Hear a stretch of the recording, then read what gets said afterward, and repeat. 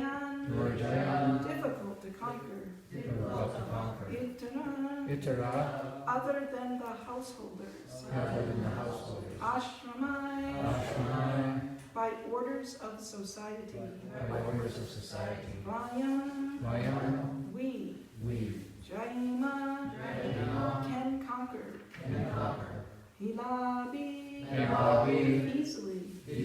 Dasyun, invading plunderers. Durgapati, a fort commander.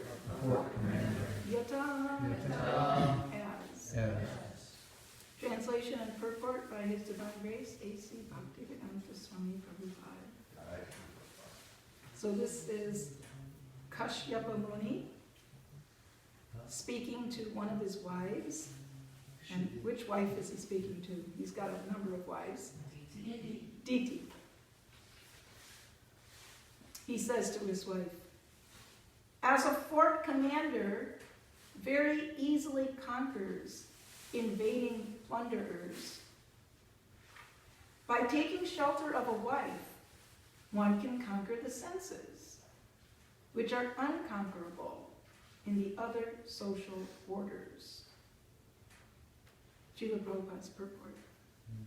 Of the 4 orders of human society, the student or brahmachari order, the householder or grihastha order, the retired or vanaprastha order, and the renounced or sannyasa order, the householder is on the safe side. The bodily senses are considered plunderers of the fort of the body. The wife is supposed to be the commander of the fort. And therefore, whenever there is an attack on the body by the senses, it is the wife who protects the body from being smashed. The sex demand is inevitable for everyone. But one who has a fixed wife is saved from the onslaught of the sense enemies. A man who possesses a good wife does not create a disturbance in society by corrupting virgin girls. Without a fixed wife, a man becomes a debauchee of the first order and is a nuisance in society, unless he is a trained brahmachari, vanaprastha, or sannyasi. Unless there is rigid and systematic training of the brahmachari by the expert spiritual master, and unless the student is obedient, it is sure that the so-called brahmachari will fall prey to the attack of sex. There are so many instances of fall down, even for great yogis like Vishvamitra. A grihastha is saved, however, because of his faithful wife. Sex life is the cause of material bondage, and therefore it is prohibited in the 3 ashramas and is allowed only in the grihastha ashram. The grihastha is responsible for producing first quality brahmacharis, vanaprasthas, and sannyasis. End of Srila Prabhupada's purport.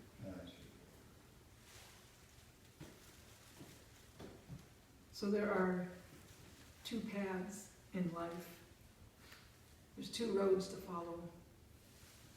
Now when you look at a map, it's very overwhelming how many roads and avenues and boulevards and streets and highways there are. You know, just, you can't count them. But actually in life, there's only 2 paths. There's only 2 roads. And they are just described as marga. Marga means road or path. So there's only 2 roads, and that's the pravritti marga and the nivritti marga. The pravritti marga is the path one follows when their destination is material enjoyment, material advancement, and ultimately promotion to the heavenly celestial planets where I can enjoy and enjoy and enjoy with bodies that don't die very often because the lifetimes are millions and millions of years long. They can be. That's the Pravritti Marga. And then the Nivritti Marga is the path by which one chooses, it's by one's own volition, they're not being forced, that one chooses to follow a path of gradual purification and renunciation. Because their destination, what they're shooting for, is not advanced material enjoyment, but freedom from bondage to repeated birth and death. So one has to pick which path to follow. Just like if one is walking east. What do you think, Kartikeya? If one is walking east, can they also be simultaneously walking west? No. No. And if they're walking west, can they simultaneously be walking east? No. Of course not. So you have to choose which path to follow. Are you going to walk east or are you going to walk west? So are we going to follow the Pravritti Marga or are we going to follow the Nivritti Marga? So in this section of Srimad Bhagavatam, we were hearing that the great sage Maitreya was answering very wonderful questions put to him by the Mahatma Vidura. And Mahatma Vidura is not interested in sense gratification. That's why he's called Mahatma. So he was asking Maitreya, could you please narrate the beautiful pastimes of the personality of Godhead? And Maitreya thought, well, let me start at the very beginning. And he started with the narration of Lord Varaha, the boar incarnation, Varahadev. And he explained about how at the time of creation, Lord Brahma takes his birth on top of the lotus flower. He finds the whole world dark, this and that. And then at the end of each of his days, at least half of the universe gets submerged in water. And then Brahma has to again wake up and recreate things. And one morning when Brahma woke up to do his job, he found that the earth was submerged in the Garbhodak ocean and it was stuck there. So he appealed to the Lord to somehow or other, could you please pull the earth out of the muck? Well, what happened was his son, Swayambhuva Manu, he gave his son, Swayambhuva Manu, a very big task. And he said, you have to populate the whole earth. And Swayambhuva Manu said, well, thank you, but however, I can't do it. Why can't you do it? Because the earth is submerged in water. How am I going to populate it if it's drowning in water, the Garbhodak ocean? So he appealed to Lord Brahma, and Lord Brahma said, well, I can't do anything about it. He meditated and he realized, I can't do anything about it. The only solution is to appeal to the Supreme Lord. So he appealed to the Supreme Lord, and Varahadev appeared, and he lifted the earth out of the water. And while Maitreya was narrating the story of Varahadev lifting the earth from the ocean, he also narrated how Varahadev killed a big demon named Hiranyaksha, who's the brother of Hiranyakashipu. So after hearing that narration, Vidura became very curious. He said, oh, why was Lord Varaha and this Hiranyaksha such enemies? Could you please narrate how that came about? This is very interesting. So now Maitreya is actually explaining to Vidura how Hiranyaksha took birth. And he was a demon from birth. Not that he was an innocent child and then he had bad association and became a demon. He was a demon from the get-go, from conception. So Vidura is very curious, how is this? So in the course of narrating how Hiranyaksha and his brother Hiranyakashipu took birth, Maitreya is relating to Vidura the conversation that Hiranyaksha's parents had before his conception. They're twins, Hiranyaksha and Hiranyakashipu. So, Maitreya turns the channel over here to the conversation between Kashyapa and his wife Diti. And here, we're hearing Kashyapa basically reprimand his wife Diti. That you are asking me to give you a child at an inauspicious time. And he glorifies the benefit of having a wife that knows how to protect the senses of the husband. It's a very nice metaphor here. Kashyapa Muni says that the human body is like a fort. What's the purpose of a fort? Protect. To protect. What are we protecting? People inside. People inside the fort. What else is inside the fort? Enemies that are going to come to try to... Yeah, it said the senses are, what were the senses compared to? Plunderers. No, plunderers. The senses are, just like you have a fort, you've got your cannons, up in the corners there, and, high walls, you've got a moat around it with alligators in it, or whatever. You've got this whole fort, because you're protecting the people that live inside the fort, and a huge treasury that you have inside the fort. So, enemy plunderers want to break into your fort and steal your treasury and, harm the people inside. So, we have to have commanders of the fort. If we're all sleeping at night and plunderers come in, what good is it? So there's got to be commanders of the fort that direct, hey, we need some soldiers over here, we need some foot soldiers over here, we need a cannonball over here, and they direct the whole affair so that the fort is protected. So this metaphor is being used to describe the human form of life. That the human body is like a fort. What's being protected inside that fort? Soul. Well, don't animals also have souls? We're not comparing the animal body to a fort. Why the human body is called a fort? Because you can protect us from our material desires and senses. Yes, but why don't we do that for the animals?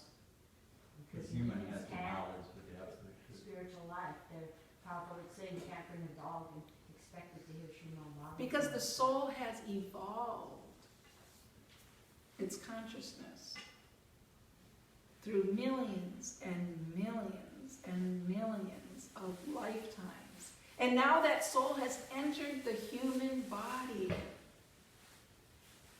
And it's like being a senior in high school. Are you a sophomore, Kartikeya? Yeah, I'm a sophomore. Okay, are you going to graduate this year? No, I will graduate, 2 years. I Of think. course. Sophomores aren't allowed to graduate, even if you're an A+++ student, right? You cannot graduate this year. What about when you're a junior? Can you graduate? Most likely not. Yeah, even if you're an A++ student. But when you're a senior, you've got the prerogative, you've got the opportunity. I get to graduate, even if you're a B- C+ student. So the human form of life is like being a senior. We've gone through the scale of evolution, through the animals and everything. Here we are in the civilized human form of life. You're supposed to graduate. And if you don't graduate, you got to do it again, right? Oh, I flunked senior year. And now next year you have to be a senior with all the folks that used to be a year below you. They're in the same grade with you now. And then 10 of you flunk, and then you got to do it. And pretty soon you've got a bottleneck in the senior year. You've got like twice as many seniors as you're supposed to. So you're supposed to graduate. So the human form of life is an extremely rare and opportunity to graduate. So the body's considered a fort. Why? Because we have to protect the opportunity of human life. And what destroys the opportunity of human life? Here I am living a human life, la-di-da, I'm going on, but what destroys my opportunity? Who are my enemies? What senses? My own senses. And technically, it's not even the senses per se. It's the mind that follows the senses. That's my enemy. So the senses are always reaching out. The ears want to touch the sense object of sound. And the eyes want to touch the sense object of sight.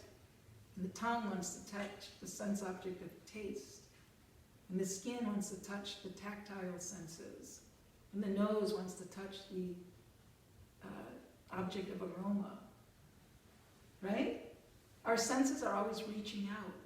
That's where lust resides. Krishna says in Bhagavad Gita that you have an enemy, Arjuna, and it's not those millions of soldiers on the other side that you're fighting.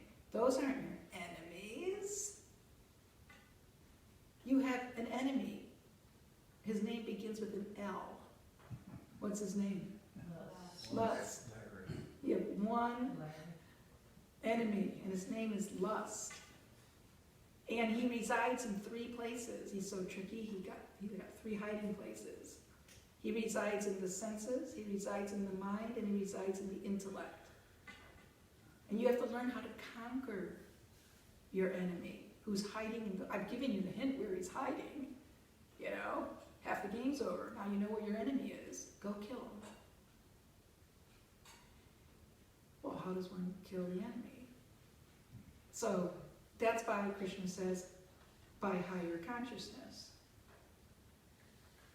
Learning how to be the master of the body rather than a victim of the enemy. So the human form of life is a very rare form, and we must protect it from the onslaught of Maya in the form of sense objects and etc., etc. So the pravritti marga is the path that one follows when, I got this enemy called lust, and I'll control it to a certain extent. I'll follow the scriptures. Here's what I'll do. I won't be a cat and a dog. I won't go that low of being an animal that just unrestrictedly at any time, place, or circumstance just engages in sense gratification. I'll be better than the animals. I'll engage in sense gratification, but according to the boundaries set by the scripture. I'll follow like the Karma Kanda section of the scriptures, which teaches us how to enjoy in a very nice way without getting sinful reactions, without gliding down to the animal species. I can follow sense gratification according to this formula, and I could be promoted to the heavenly planets, or I could enjoy big, big time. That's the pravritti marg, but it's bondage to the material world. The other path, which the scripture is pleading for us to please follow, is called the nivritti marga. And that is the path that one voluntarily performs austerity. Austerity means my senses, subtle and gross, are hankering for their sense objects. And due to my good karma, I actually could enjoy these things. They're right at my fingertips. But I'm going to choose to refrain. Just like on a fast day, get all your favorite foods in front of you. Look, I'm fasting today, thank you. So we're going to fast from unnecessary sense gratification. Only take that which we actually need. So the nivritti marga is a very exalted path. It's a very difficult path. Because the senses are going to protest. How dare you follow the nivritti marga? We're hankering for this object and that object, and you're telling us to fast? I don't want to fast. So the senses, despite your following the nivritti marg, are always going to be clamoring for the sense objects. So what to do? One can fold their arms, grit their teeth, and just grin and bear it. I'm not going to give in. go live in a cave on top of a mountain where I can't see any sense objects, especially the members of the opposite sex. And I close my eyes and close my ears and just, how long is that going to last? And you know what that does award you if you are successful on that path of just restraint, restraint, refrain, refrain? You get a hard heart. You get a heart that is covered with a very thick box made of impenetrable steel. Stone heart. So instead, on the Nivritti Marga, the Vedic scripture has given us an incredibly awesome social system. There's a lot of man-made, like when you go to school, you're going to take sociology classes and economic classes and political classes, and you get to learn about all the systems that intelligent people have come up with. You know, there's socialism, and there's democracy, and there's communism, and there's capitalism, and there's this ism and that ism, and all man-made. And none of them are perfect. They all have their problems. And they're always competing with each other. But you know what? You don't have to reinvent the wheel. I mean, if you want to take that as your senior thesis project, if you're going to reinvent the wheel, I mean, go for it, but your teachers are going to think you're a fool, right? Why are you reinventing the wheel? It's already a perfect 360-degree circle, right? What are you going to do?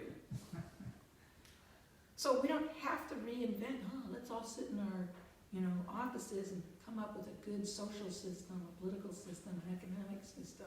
It's already there. And what's it called? Varna Ashrama Dharma. The Varna Ashrama Dharma system. It's already set up. And what's it set up for?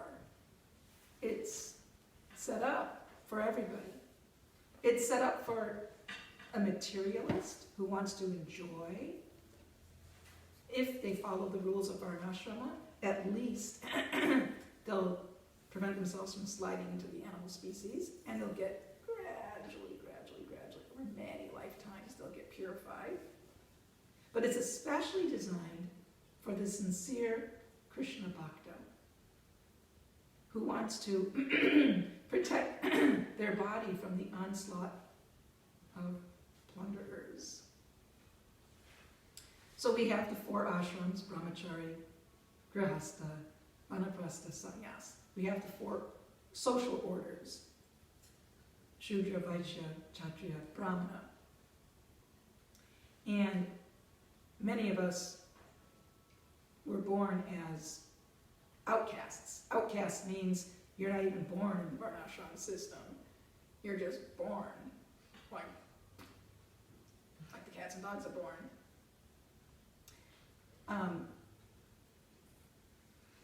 Birth in the human form is compared to the birth of a bird. A bird has 2 births. First, the egg comes out of the mother bird. That's considered the first birth.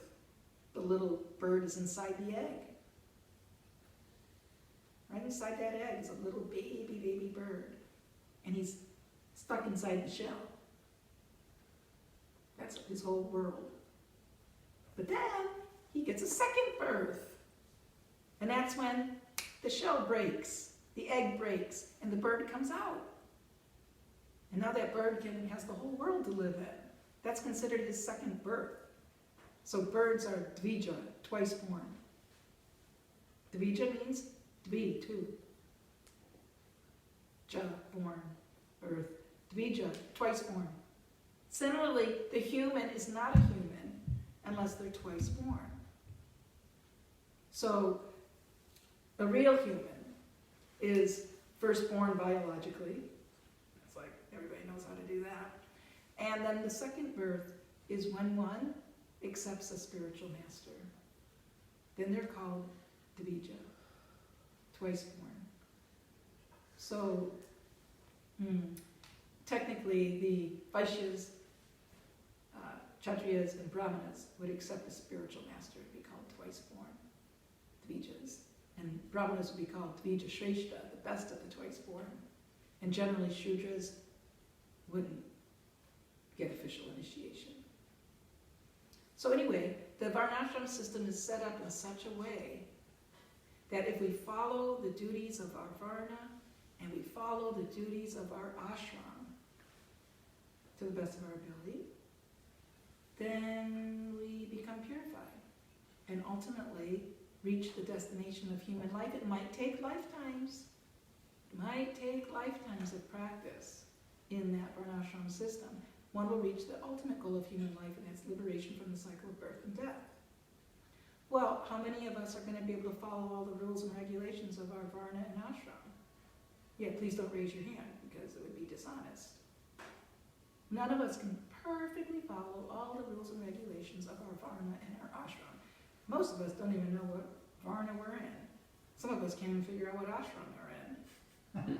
You know, we're like Brahmastras, we're half brahmachari, half grahastha, or something. You know? But what to do? Because here in the Srimad Bhagavatam, first canto, when Sutta Goswami is speaking to the sages of Naimisharanya, he says to them, these are a couple of very important practical verses, 1:2.8. Dharma svanushtita pumsam vishvaksena katasuyana parayayadi vratim shrama evahi kevalam. The occupational activities, that means the Varna activities, that a man performs according to his own position are only so much useless labor if they do not provoke attraction for the message of the personality of Godhead. So Sutta Goswami is saying, go ahead, perform your Varnashram duties very, very, very nicely. But if they don't provoke attraction for the message of Godhead, then you're just wasting your time. You're wasting your time. And then he says, in the 13th verse, Atapumbir dvija shrestha varnashrama vibhavishaha svanushtitaskya dharmasya samsiddhir haritoshanam.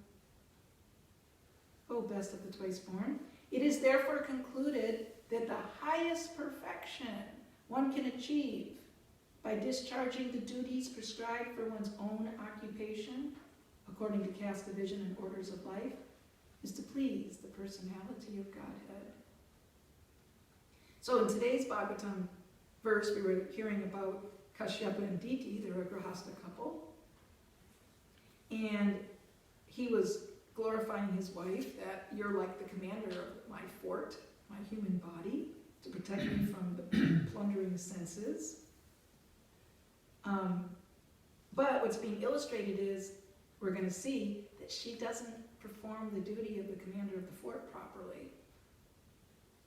Like if you shoot your cannon at the wrong time, it's not going to hit the enemy. You got to know what you're doing and aim and shoot properly. So she decides to have sexual intercourse with him at the wrong time. And what happens? What's the result of that? Big, big demons. Hiranyaksha and Hiranyakashipu take birth. But later, I think it's in the 8th canto, we're going to hear that with his another wife named Aditi, they do everything properly, and she ends up giving birth to an incarnation of Godhead named Vamadev. See the differences. So, we may similarly be incapable of practicing the duties of our Varnashrama, position very properly. But Sutta Goswami says, if you don't do that, it's a waste of time. And that the ultimate goal of doing everything properly is to please the personality of Godhead. So like this weekend, we're going to be celebrating a wedding. Why are we celebrating a wedding? Isn't that mundane? Like, oh yeah, these two people are going to get together and have a life of where they have a license for sense gratification. Why are we celebrating? Because it's Grahastha Ashram. We're celebrating the fact that these two young people have decided to come together and perform Grihastha Ashrama. Means the ashram in which we regulate our senses, we satisfy our senses in a regulatory way, and we use the product of our sense gratification, namely children, for the pleasure of Krishna. We raise them as devotees. And unless and until one uses their sex life for producing Krishna-conscious children, they can't be purified of sex desire. Daksha, Prajapati Daksha, he chastised Narada Muni one day because Narada Muni approached Daksha's unmarried sons and he convinced them that don't enter Grihastha ashram, just take straight to sannyas. Just renounce family life and go straight to sannyas. And they did that.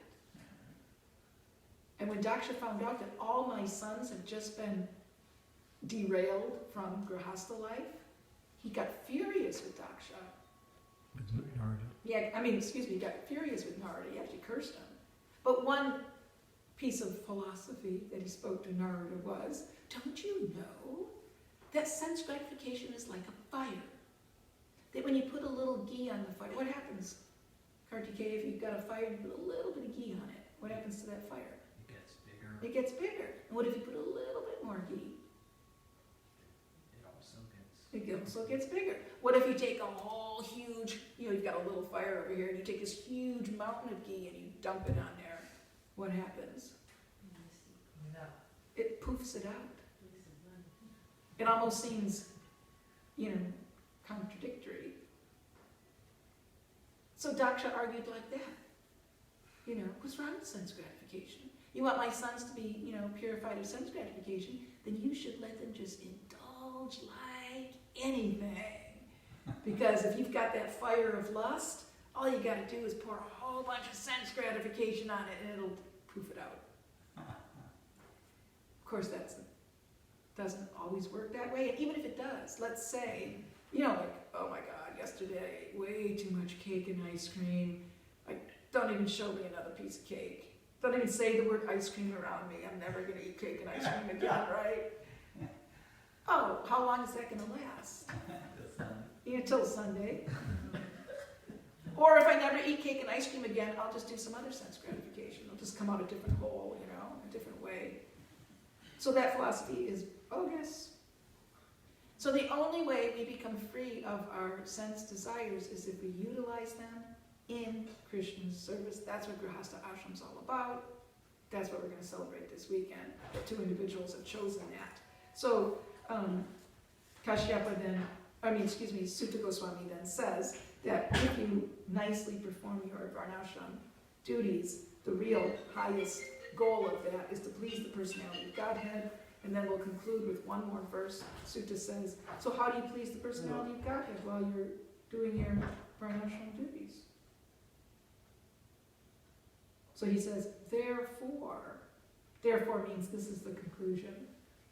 Here's the punchline.